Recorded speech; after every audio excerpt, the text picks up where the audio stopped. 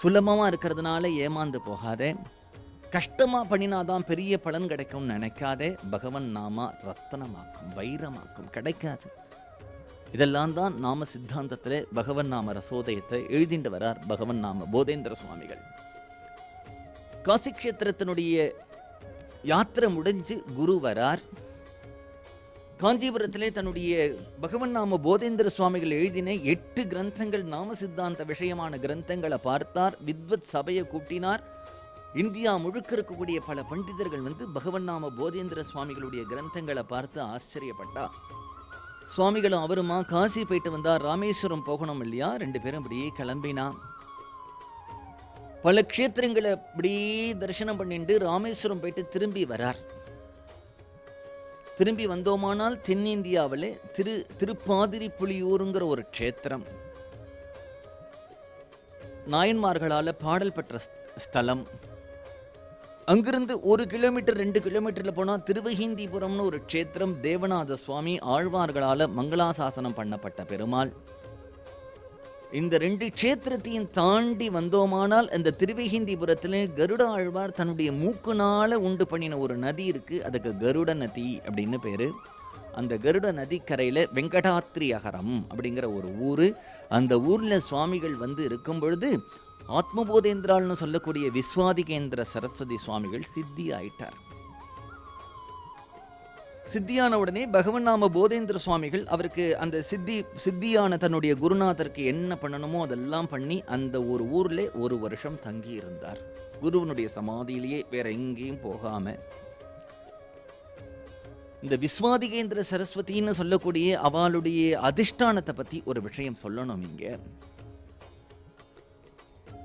இந்த காமகோடி மடத்தில் யார் யார் சுவாமிகளா வந்தா அவளுக்கு பூர்வீகம் என்ன ஊரு, சன்னியாசம் வாங்கறதுக்கு முன்னாடி என்ன பேரு, அப்புறம் தீக்ஷா நாமம் என்ன, எவ்வளவு வருஷம் பீடத்தில் இருந்தா, எங்கெங்க சித்தியா இருக்கா அப்படின்னு ஒரு ரெக்கார்ட் இருக்கு.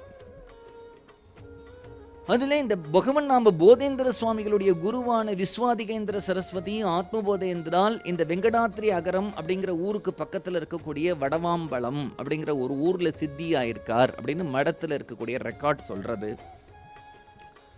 ஆனால் அந்த ஊரில் அந்த சமாதி ஆனால் ஒன்று சிவலிங்கம் வைப்பா, இல்லை துளசி மடம்னு சொல்லக்கூடிய பிருந்தாவனம் வைப்பா. அது இல்லவே இல்லை அந்த ஊரில்.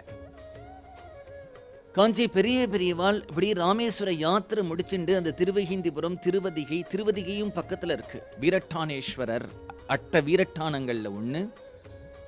திருநாவுக்கரசரை தடுத்து ஆட்கொண்ட ஸ்தலம். திருநாவுக்கரசருடைய தங்கையான திலகவதி அந்த க்ஷேத்திரத்திலிருந்து தான் சிவனை உபாசனை பண்ணிட்டு இருந்தான்.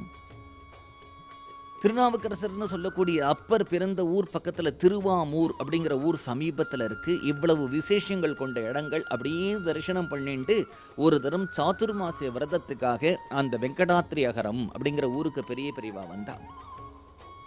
ஒரு நாள் அந்த ஊரில் இருக்கக்கூடிய வயல்வெளிகள் எல்லாம் அப்படியே சுற்றி நடந்துட்டு வந்தார். அந்த ஊரில் இருக்கிறவாள்லாம் கேட்டா, என்ன சுவாமி இப்படி வயல்வெளி எல்லாம் பார்த்துட்டு வரையில, மடத்துக்கு ஏதாவது நிலம் வேணுமா, நீங்கள் சொன்னால் நான் தரோம். அதில்ல விஷயம், எங்களுடைய குரு பரம்பரையிலே ஒருத்தர் இந்த ஊரில் சித்தியாக இருக்காருன்னு தெரியறது. அப்படியா? இங்கே அது மாதிரி ஒன்றும் சிவலிங்கமோ இல்லை பிருந்தாவனம்னு சொல்லக்கூடிய துளசி மடமோ எதுவும் காணுமே.